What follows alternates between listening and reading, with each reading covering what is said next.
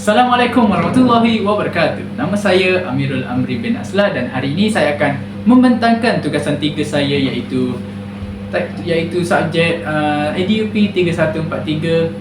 Subjeknya ialah Sosiologi dalam Pendidikan. Jadi pensyarah saya ialah Encik Muhammad Firdaus bin Razlan. Jadi kita akan ke tajuk yang seterusnya. Okay, baiklah. Nama saya Amirul Amri bin Aslah dan saya akan menjadi pembentang slide ataupun pembaca berita pada hari ini. Okey, seterusnya. Ini merupakan isi kandungan yang saya telah cipta untuk memenuhi ruang-ruang kosong yang ada dalam perbentangan kita pada hari ini. Jadi kita mulakan dengan 1.0 iaitu pengenalan. Dan 3 transformasi pendidikan yang telah saya pilih ialah, yang pertama ialah TVET, yang kedua ialah pendigitalan dan pendemokrasian ilmu, dan yang ketiga ialah pemansuhan peperiksaan pusat dan peralihan kepada pentaksiran berasaskan bilik darjah iaitu PBD. Dan yang kelima ialah implikasi transformasi ini kepada mobiliti sosial. Dan yang terakhir ialah cadangan penambahbaikan transformasi ini, dan diteruskan dengan penutup dan juga rujukan. Okey, seterusnya. Okey, yang pertama ialah pengenalan. Mari kita selami tajuk ini dengan lebih mendalam. Okey, baiklah. Dalam tempoh 8 tahun kebelakangan ini, Malaysia telah melaksanakan transformasi pendidikan yang drastik, iaitu satu anjakan sistemik untuk menyesuaikan modal insan dengan keperluan global dan industri 4.0. Secara sosiologinya, transformasi ini bukan sekadar pertukaran silibus, tetapi ejen perubahan yang bermatlamat untuk memacu mobiliti sosial. Mobiliti sosial merujuk kepada pergerakan individu atau kumpulan dari satu lapisan sosial ke lapisan yang lebih tinggi. Sebagai contoh, perubahan taraf hidup keluarga B40 kepada kelas menengah melalui keberkesanan pendidikan. Jadi hal ini bermaksud apabila seseorang mempunyai pendidikan yang tinggi itu, jadi dengan peluang pendidikan yang tinggi itu, mereka mampu mengubah nasib keluarga mereka. Sebagai contoh, dengan memohon kerja-kerja yang sesuai dengan pendidikan mereka lah. Jadi kerja-kerja itu akan membantu mereka mengubah nasib taraf hidup mereka lah. Seperti yang dibincang tadi, daripada B40 kepada tahap yang lebih tinggi. Okey, seterusnya. Baiklah, bagi mengupas bagaimana dasar pendidikan bertindak sebagai jambatan perubahan taraf hidup ini, pembentangan ini akan memfokuskan kepada 3 transformasi utama. Yang pertama iaitu pemerkasaan TVET yang mengangkat martabat pendidikan kemahiran. TVET ni dia mengangkat martabat pendidikan kemahiran lah. Dia memberi fokus kepada pendidikan yang melibatkan kemahiran seperti apa-apa pekerjaan lah yang melibatkan kemahiran kita. Jadi yang kedua ialah transformasi digital yang merapatkan jurang akses ilmu melalui teknologi. Dan yang ketiga ialah pemansuhan peperiksaan pusat, iaitu UPSR dan PT3 seperti yang kita ada pada tahun-tahun sebelum ni, tetapi dia telah dimansuhkan oleh Kementerian Pendidikan dan menambah pentaksiran baru yang lebih holistik, iaitu pentaksiran berasaskan bilik darjah. Ketiga langkah ini merupakan usaha strategik negara untuk memastikan keadilan sosial dan peluang kejayaan yang lebih adil bagi seluruh rakyat Malaysia. Okey, seterusnya. Baiklah. Transformasi digital ni merupakan satu proses dinamik. Mengapa? Hal ini kerana ia merupakan satu usaha berterusan untuk menyesuaikan sistem pendidikan dengan keperluan ekonomi global dan tuntutan sosial semasa. Seperti yang kita tahu, ekonomi global pada masa kini sering berubah-ubah atas sebab-sebab tertentu. Sebagai contoh, disebabkan oleh perang Iran bersama US, perang Palestin bersama Israel, perang Rusia bersama Ukraine, dan apa-apa sahajalah tidak semestinya perang yang boleh menjejaskan ekonomi negara. Dan tuntutan sosial semasa ni dia melibatkan kepada persekitaran suatu negara itu yang boleh yang sehingga mampu mempengaruhi sosial negara lain lah, yang berkaitan dengan betul orang panggil pendidikan kita. Jadi yang kedua pula ialah transformasi pendidikan juga ialah ejen perubahan. Mengapa? Ia bertindak sebagai pemangkin untuk melahirkan modal insan yang mempunyai kemahiran berfikiran aras tinggi, iaitu kebat dan sasiat unggul. Dan yang ketiga ialah matlamat utama. Jadi matlamat utama transformasi ke pendidikan ni ialah untuk mencapai equity ataupun kesaksamaan, keadilan lah antara semua murid ataupun semua orang yang berkaitan lah, kualiti dan akses yang lebih luas bagi setiap lapisan masyarakat tanpa mengira latar belakang sosioekonomi. Jadi kita akan ke tajuk yang kedua pula. Okey, baiklah, transformasi pendidikan yang pertama ialah TVET. Okey, kita akan selami tajuk ini dengan lebih mendalam. Okey, untuk TVET ni, transformasi pertama yang menjadi tunjang utama dalam sistem pendidikan Malaysia sepanjang 8 tahun kebelakangan ini ialah pemerkasaan pendidikan dan latihan teknikal dan vocational, iaitu TVET. Sejak tahun 2018 lagi, kerajaan telah melakukan anjakan paradigma yang drastik dengan mengarus perdanakan TVET ini sebagai laluan kerjaya perdana, bukan lagi sekadar pilihan kedua bagi pelajar yang kurang cemerlang dalam akademik. Antara langkah signifikan yang diambil ialah penubuhan Majlis TVET Negara (MTVET) bagi menyelaraskan institusi-institusi latihan di bawah 12 kementerian yang berbeza agar kualiti pengajaran dan pengiktirafan sijil adalah seragam. Okey, seterusnya. Selain itu, kurikulum TVET kini telah ditransformasikan untuk memenuhi keperluan industri 4.0. Pelajar tidak lagi hanya didedahkan dengan kemahiran manual yang asas, tetapi kini dilatih dalam bidang teknologi tinggi seperti robotik, penyelenggaraan kenderaan elektrik iaitu EV, tenaga boleh baharu dan kecerdasan buatan iaitu AI. Jadi kerjasama strategik antara institusi pendidikan dengan syarikat-syarikat gergasi industri melalui program seperti sistem latihan dual nasional (SLDN) memastikan pelajar mendapat latihan praktikal yang relevan dengan realiti tempat kerja. Hasilnya, kadar kebolehpasaran graduan TVET di Malaysia kini sangat tinggi, membuktikan bahawa sistem ini berjaya melahirkan modal insan yang kompetitif dan amat diperlukan oleh pasaran kerja moden. Okey, transformasi pendidikan yang kedua ialah pendigitalan dan pendemokrasian ilmu, atau kita lebih tahu ialah DELIM. Seterusnya. Okey, transformasi kedua ini sangat signifikan dalam tempoh 8 tahun kebelakangan ini ialah lonjakan dalam pendidikan digital. Bermula dengan cabaran pandemik COVID-19 yang memaksa peralihan drastik kepada pengajaran dan pembelajaran di rumah, iaitu PDPR ataupun belajar secara online lah. Kerajaan Malaysia telah mengambil langkah proaktif dengan melancarkan Dasar Pendidikan Digital ataupun DPD pada tahun 2023. Transformasi ini bukan sekadar menyediakan peranti tetapi melibatkan pengintegrasian teknologi secara menyeluruh dalam ekosistem pendidikan. Antara pencapaian utama ialah pemerkasaan pelantar DELIM, iaitu Digital Educational Learning Initiative Malaysia, yang menyediakan akses kepada pelbagai sumber pembelajaran digital daripada Google, Microsoft dan Apple kepada jutaan guru serta murid di seluruh negara. Jadi disebabkan oleh perkembangan virus COVID-19 ini, kerajaan telah mengambil inisiatif untuk mewujudkan satu sistem teknologi yang dipanggil sebagai DELIM, yang memudahkan murid-murid dan juga guru-guru untuk melaksanakan sesi PDP mereka di atas talian saja ataupun dari rumah saja, yang dipanggil sebagai pengajaran dan pembelajaran di rumah, iaitu PDPR. Jadi perkara ini sudah berbuat kuasa sepanjang virus itu tersebar merebak, dan pembelajaran online ni terbukti berkesanlah kepada murid-murid. Okey, seterusnya.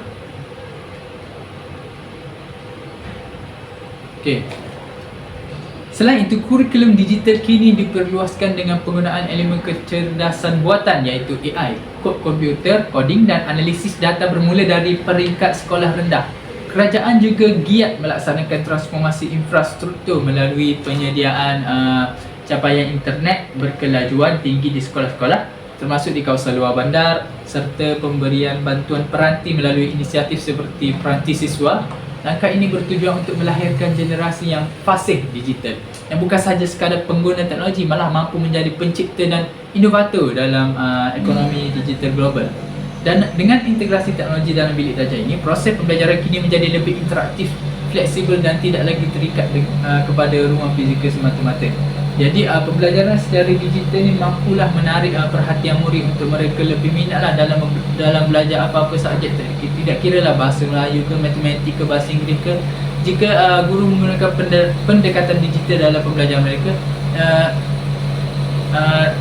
jika guru menggunakan pendekatan digital dalam pembelajaran mereka, pembelajaran itu akan menjadi lebih bermakna kepada murid-murid dan mereka akan lebih minatlah untuk belajar pendidikan. Lagi-lagi dengan peluang yang kerajaan banyak bagi kepada guru-guru dan juga pelajar-pelajar seperti pelajar IPG lah, untuk mereka lebih lebih faham dan lebih mahir dalam perbuatan dalam pembelajaran digital ni. Okay. Itu sahaja untuk ini, kita teruskan dengan seterusnya. Okay, transformasi yang terakhir ialah pemansuhan peperiksaan pusat ataupun pemansuhan peperiksaan UPSR dan PT3 dan peralihan kepada pentaksiran berasaskan bilik darjah, iaitu PBD.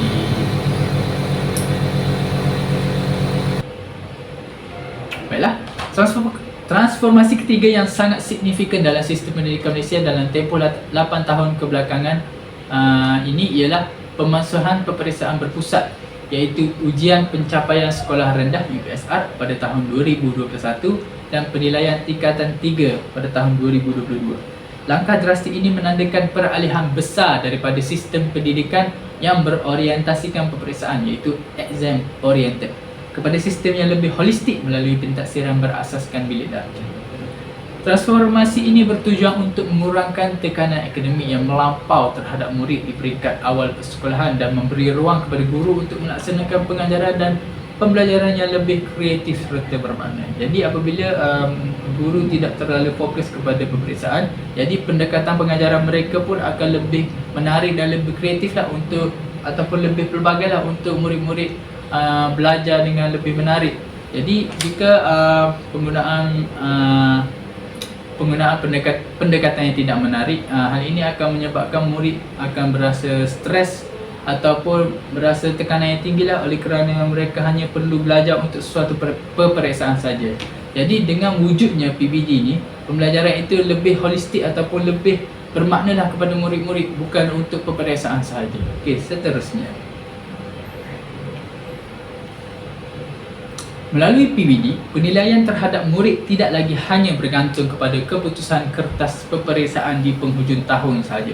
Sebaliknya dilakukan secara berterusan sepanjang sesi persekolahan. Guru menilai murid berdasarkan pelbagai aspek termasuk penglibatan dalam kelas, projek berkumpulan, pembentangan dan siasat diri murid. Fokus utama transformasi ini adalah untuk membangunkan kemenjadian murid secara menyeluruh yang merangkumi aspek jasmani, emosi, rohani dan intelek, iaitu JERI. Selain itu, sistem ini juga menekankan kemahiran berfikir aras tinggi murid agar murid tidak lagi sekadar menghafal fakta tetapi mampu menganalisis dan menyelesaikan masalah dalam situasi dunia sebenar. Jadi jika sistem pendidikan kini masih lagi mengekalkan dengan izin exam oriented pembelajaran, murid itu mungkin akan merasa tekanan yang tinggi oleh kerana mereka hanya boleh ataupun mereka hanya perlu menghafal fakta-fakta yang terikat dengan pemikiran mereka untuk mereka jawab dalam peperiksaan lah. Jadi dengan wujudnya PBD ni, mereka akan lebih berminat lah untuk belajar hal ini, kerana PBD ni menekankan kemahiran berfikir aras tinggi murid, kerana ia dinilai daripada pelibatan murid dalam kelas, projek berkumpulan, pembentangan dan siasat diri mereka. Jadi perkara ini sangat baguslah untuk JERI mereka, iaitu jasmani, emosi, rohani dan intelek. Okey, seterusnya. Okey. Apakah implikasi transformasi ini kepada mobiliti sosial ataupun kepada masyarakat pendidikan di Malaysia ini? Mari kita lihat. Okey. Untuk TVET ni, kita tengok impak transformasi TVET terhadap mobiliti sosial. Yang pertama ialah TVET ni menjadi pemangkin mobiliti menegak. Hal ini kerana ia membuka peluang kepada anak-anak golongan B40 untuk menjawat jawatan teknikal tinggi dengan gaji lumayan setara dengan lulusan akademik. Jadi seperti yang kita tahu, dalam kehidupan B40 ni ada keluarga-keluarga yang tidak mampu untuk menanggung ataupun menampung kos pendidikan yang terlalu tinggi lah apabila mereka menjejak masuk kepada apa tu orang panggil institut pengajian tinggi lah, oleh kerana ada setengah institut pengajian tinggi memerlukan kos yang tinggi untuk mereka sama belajar. Jadi dan kebanyakan juga anak-anak B40 ni mereka lebih cenderung untuk melaksanakan suatu pekerjaan ataupun menggunakan kemahiran mereka lah dalam melaksanakan sesuatu pekerjaan. Sebagai contoh, mekanik motor. Seperti yang kita tahu, murid-murid ini lebih gemar untuk bermain motosikal ataupun basikal lah, ataupun apa-apa sahaja yang melibatkan otomotif. Jadi mereka lebih ke arah itu. Jadi apabila mereka lebih ke arah itu, mereka akan ambil TVET lah sebagai peluang pendidikan mereka. Hal ini kerana kerajaan kerajaan melihat TVET itu sebagai peluang pekerjaan yang tinggi kepada anak-anak yang berkemahiran lah. Jadi walaupun mereka tidak mempunyai kelulusan yang tinggi dalam akademik, tetapi mereka dapat mempunyai kelulusan yang tinggi dalam kemahiran yang setara dengan akademik. Okey. Yang kedua ialah memutus kitaran kemiskinan. Jadi graduan dapat memasuki pasaran kerja lebih awal dengan kadar kebolehpasaran melebihi 90% sekaligus membantu ekonomi keluarga dengan pantas. Seperti yang saya cakap tadi lah. Apabila dia minat sesuatu perkara itu seperti teknikal ataupun kemahiran, mereka akan belajar melalui TVET. Jadi apabila mereka belajar melalui TVET, mereka akan mendapat peluang pekerjaan lah, kerana TVET ni dia menyediakan peluang pekerjaan yang tinggi kepada orang-orang yang berkemahiran inilah. Okey. Yang ketiga pula ialah penghapusan stigma sosial, iaitu ia mengubah persepsi masyarakat terhadap kerjaya kolor biru. Jadi apabila dia menghapus stigma terhadap sosial kolor biru ni, jadi masyarakat tidak memandang enteng lah terhadap kerjaya kolor biru seperti itu. Seperti yang kita tahu, kerjaya kolor biru ni merupakan istilah yang digunakan di Amerika Syarikat, iaitu istilah orang yang kerja buruh ataupun kerja-kerja yang kasar lah. Jadi hal ini mereka dapat mengangkat martabat pekerja mahir sebagai aset strategik negara. Okey. Jadi dengan ini mereka tidak akan dipandang enteng lah. Hal ini kerana mereka dapat sama sahaja peluang pekerjaan. Sama sahaja peluang pekerjaan seperti orang-orang yang mempunyai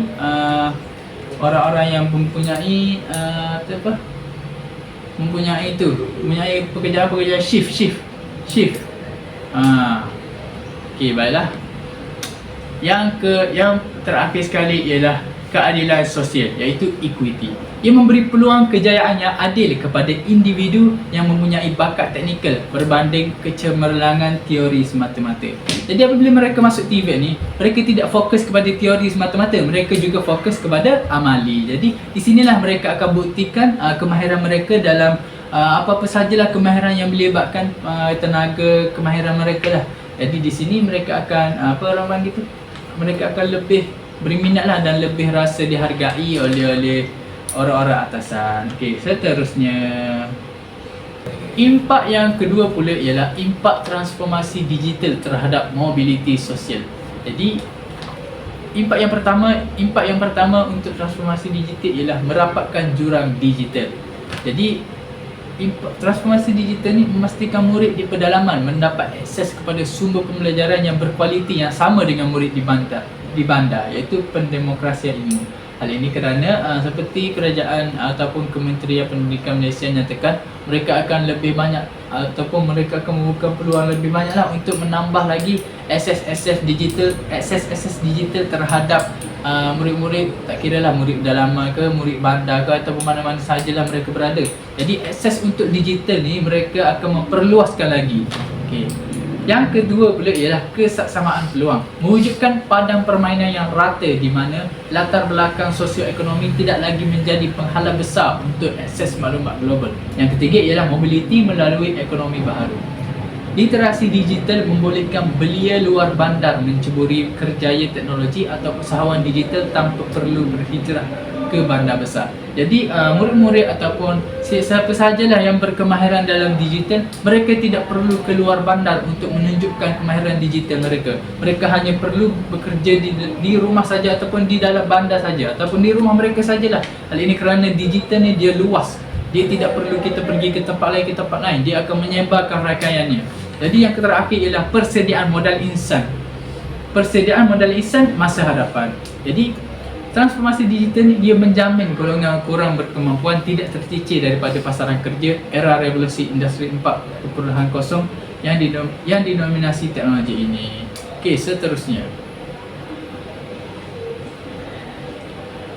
Okey, impak bagi transformasi yang terakhir ialah impak pemansuhan peperiksaan pusat terhadap mobiliti sosial. Okey. Jadi apabila kita mansuhkan peperiksaan pusat iaitu UPS ada PT3, dia dapat mengurangkan stratifikasi akademik. Jadi dia menghapuskan label negatif kepada murid yang tidak cemerlang dalam peperiksaan, sebaliknya mengiktiraf kepelbagaian bakat. Jadi seperti yang kita tahu, jika kita melaksanakan sesuatu peperiksaan secara besar-besaran ni, kita dapat lihatlah siapa murid yang cemerlang, siapa yang murid biasa saja, siapa yang murid kurang cemerlang. Jadi di situ setiap murid yang mendapat keputusan yang berbeza akan mendapat label-label ataupun lambang-lambang yang berbeza lah yang akan dinilai oleh masyarakat. Jadi dengan wujudnya PBD ni, mereka akan menilai murid itu secara holistik, secara holistik lah, apa yang mereka minat, kepelbagaian bakat mereka, nak apa-apa sahajalah yang berkaitan dengan mereka, bukan berkaitan dengan kemampuan menjawab peperiksaan mereka sahaja. Yang kedua ialah keadilan penilaian, mengurangkan kelebihan murid kaya yang mampu mengikuti tuition mahal kerana penilaian kini dibuat secara berterusan berdasarkan usaha individu di sekolah. Jadi usaha murid-murid di sekolah ini, lagi-lagi yang mana kaya ataupun yang mana berkemampuan, tidak dinilai berdasarkan itu saja. Mereka akan dinilai juga berdasarkan bagaimana pencapaian mereka di dalam kelas, bukan di luar tuition sahaja. Okey, seterusnya pembangunan modal insan holistik. Fokus kepada kemahiran insaniah ataupun soft skills seperti kepimpinan dan komunikasi yang sangat kritikal untuk kenaikan pangkat dalam kerjaya. Okey, untuk ini, jika kita menggunakan pendekatan PBD yang lebih holistik ini, kita dapat lihatlah perkembangan murid-murid dalam kelas, sama ada dia mampu menjadi pemimpin ataupun tidak, bagaimana ia berkomunikasi dengan rakan-rakan mereka, yang mampu menjadi ataupun mampu memberi peluang yang cerahlah kepada mereka untuk menceburi bidang kerjaya apabila mereka meningkat dewasa nanti. Jadi yang terakhir ialah peningkatan konsep pendiri. Ia memberi ruang kepada murid untuk membina keyakinan diri melalui pencapaian dalam pelbagai bidang, sama ada sukan, seni atau sasiah, bukan hanya grade A. Jadi apabila pendekatan PBD ini dilaksanakan dan peperiksaan PT3 dan UPSA dimasukkan, mereka akan mendapat peluang dan ruang yang lebih banyak lah untuk mereka membina keyakinan diri. Jadi apabila mereka hanya dilabel berdasarkan keputusan akademik mereka saja, tidak secara menyeluruh, mereka mungkin akan rasa tidak bermotivasi atau tidak bersemangat lah untuk menceburi bidang-bidang lain. Jadi dengan wujudnya PBD ni, mereka akan berasa lebih dihargai dengan pendekatan yang holistik, yang melihat mereka bukan sahaja daripada segi akademik saja, tetapi melihat mereka daripada pelbagai segi, pengalaman, kepimpinan, komunikasi dan macam-macam lagi. Okey, kita ke seterusnya. Okey, baiklah. Berikut merupakan cadangan penambahbaikan bagi setiap transformasi yang saya telah pilih tadilah. Okey, teruskan. Cadangan penambahbaikan pemerkasaan TVET. Yang pertama ialah pengukuhan kerjasama industri, work-based learning. Mewajibkan setiap institusi TVET mempunyai rakan industri strategik bagi memastikan silibus sentiasa relevan dengan teknologi terkini seperti AI dan robotik. Pemberian allowance dan beasiswa khas, menambah peruntukan bantuan kewangan khusus bagi pelajar daripada golongan B40 yang menceburi bidang TVET berteknologi tinggi untuk mengurangkan beban kos peralatan latihan yang mahal. Jadi dengan pemberian allowance dan beasiswa khas ni, dia dapat membantulah kewangan golongan B40 untuk mereka menceburi bidang TVET ini supaya mereka dapat meluaskan lagi lah peluang pekerjaan mereka. Jadi yang ketiga ialah pusat kecemerlangan TVET di luar bandar. Jadi dengan membina pusat latihan satelit di kawasan pedalaman supaya anak-anak luar bandar tidak perlu berhijrah jauh untuk mendapatkan kemahiran teknikal yang berkualiti. Dengan adanya pusat kecemerlangan TVET di luar-luar bandar ni, anak-anak yang berada di luar bandar ni tidak perlu pergi ke bandar lah untuk mempelajari TVET ni. Mereka hanya perlu pergi pusat-pusat kecemerlangan yang ada di dalam kawasan bandar mereka sahaja. Jadi dengan ini status murid luar bandar dengan bandar sama saja, kerana mereka mendapat peluang pekerjaan ataupun peluang pendidikan TVET yang sama saja.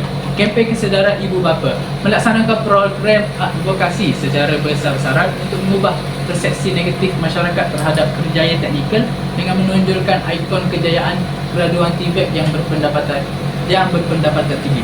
Jadi hal ini bermaksud kempen kesedaran mengenai TVET ataupun kemahiran pendidikan kemahiran ni perlu lagi lah diwariskan oleh kepada ibu bapa, terutamanya golongan B40.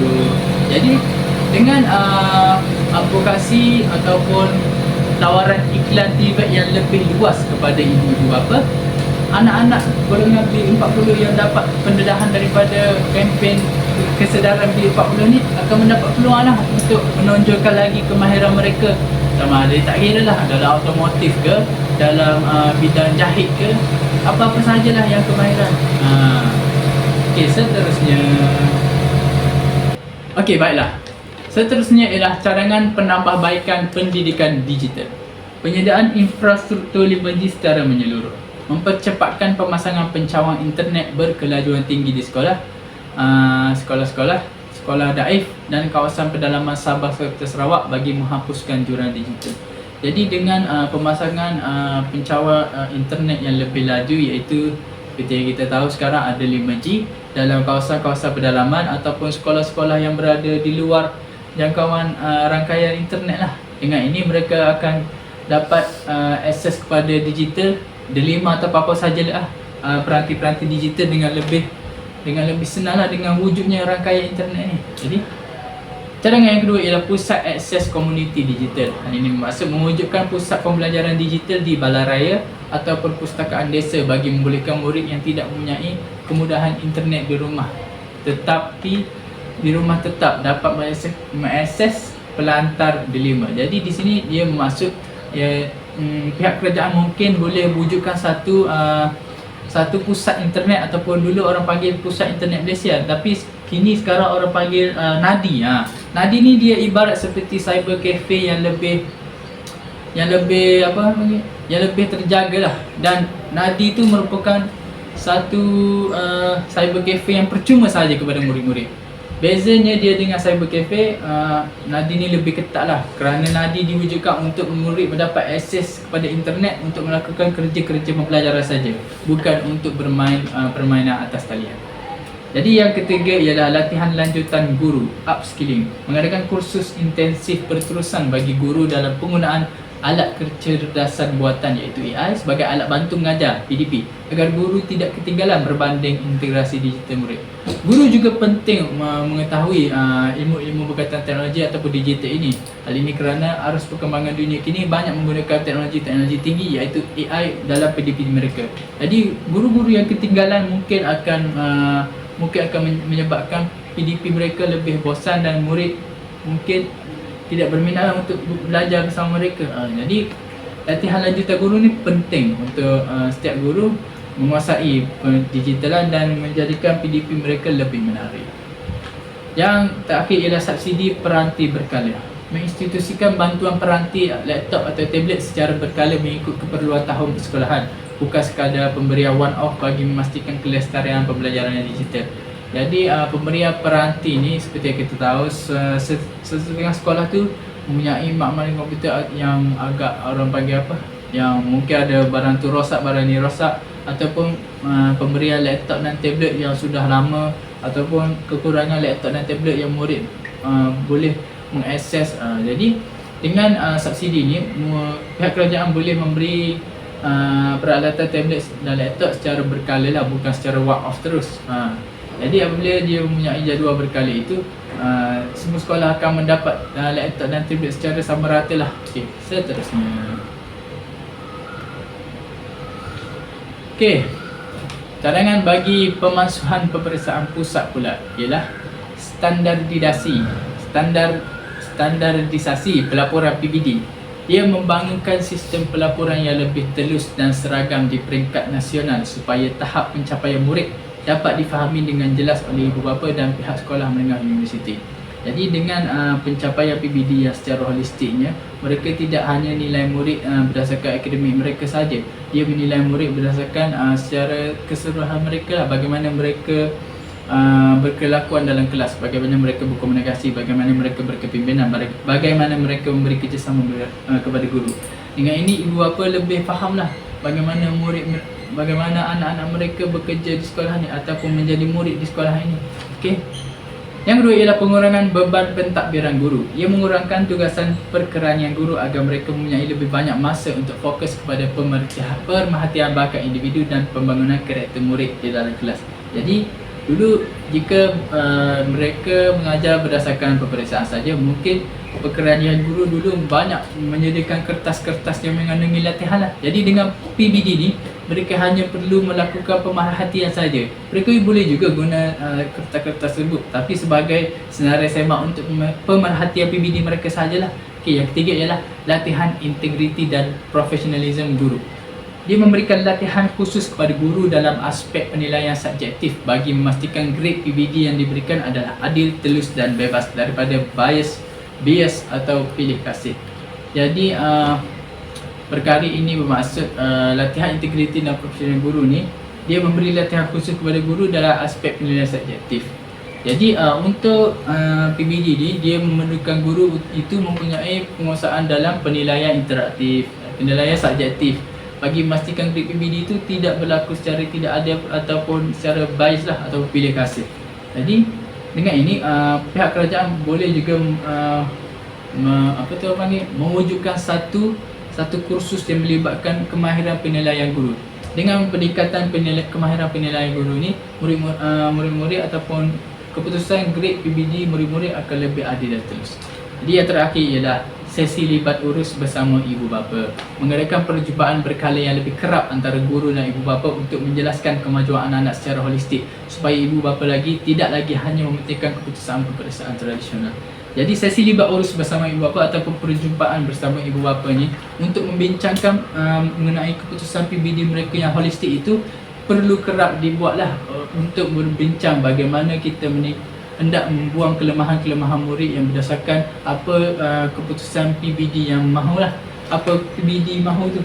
Jadi dengan wujudnya sesi libat urus yang secara berkala ataupun secara lebih kerap ni, murid-murid dapat membendung masalah mereka dan tidak hanya dan perjumpaan ibu bapa ni tidak hanya fokus kepada keputusan peperiksaan saja, tapi dia fokus kepada seluruh kemahiran holistik murid. Okey, seterusnya. Okey, penutup. Mari kita tutup perbincangan kita ini dengan beberapa harapan dan rumusan yang saya buat. Seterusnya. Okey, baiklah. Sebagai seorang bakal pendidik yang akan melangkah ke medan perjuangan sebenar, saya memandang ketiga-tiga transformasi ini bukan sekadar perubahan dasar di atas kertas, tetapi sebagai amanah besar untuk memacu kemajuan bangsa. Harapan utama saya adalah untuk menjadi ejen sosialisasi dan perubahan yang efektif, di mana saya bertekad untuk tidak hanya menyampaikan ilmu akademik, malah menjadi penggerak mobiliti sosial bagi setiap murid saya. Saya beraspirasi untuk membantu murid-murid, terutamanya daripada latar belakang sosioekonomi yang mencabar, untuk menyadari bahawa pendidikan adalah eskalator utama yang mampu mengubah nasib keluarga mereka. Okey, seterusnya. Selain itu, saya berharap dapat menjadi seorang guru yang adaptif dan fasih teknologi. Dalam era pendidikan digital yang berkembang pesat, saya beriltizam untuk sentiasa memperkasakan diri dengan kemahiran baharu seperti kecerdasan buatan AI dan pedagogi inovatif agar pengajaran saya sentiasa relevan dengan keperluan zaman. Saya juga berjanji akan mengamalkan prinsip inklusiviti dalam bilik darjah, di mana setiap bakat murid sama ada dalam bidang teknologi, TVET maupun pembangunan karakter melalui PBD akan diraihkan dengan adil dan saksama. Akhir sekali, saya berharap dapat melahirkan modal insan yang holistik yang bukan sahaja bijak dari segi intelek tetapi juga mempunyai sasiah diri yang utuh demi kesejahteraan masyarakat dan negara. Seterusnya.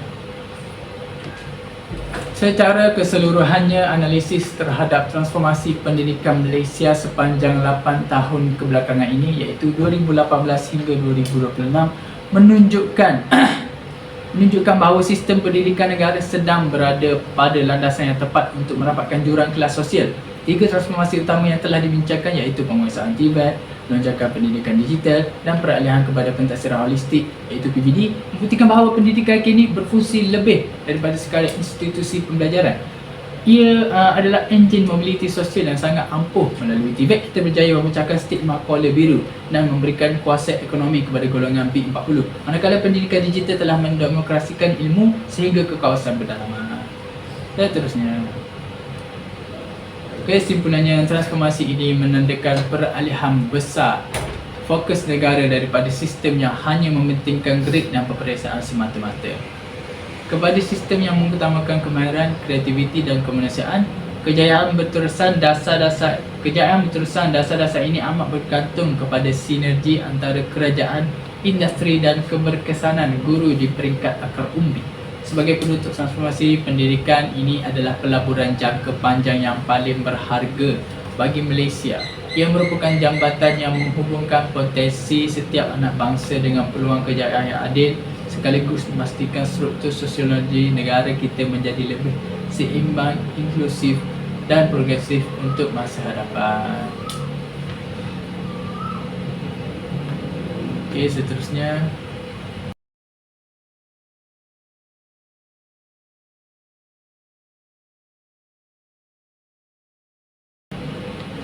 Itu sahaja daripada saya. Sekian, wabillahi taufiq wal hidayah. Assalamualaikum warahmatullahi wabarakatuh. Semoga saya mendapat keputusan yang cemerlang dalam subjek ataupun tugasan 3 EDUP 3143 itu. Dan terima kasih juga kepada Encik Firdaus kerana telah mengajar saya.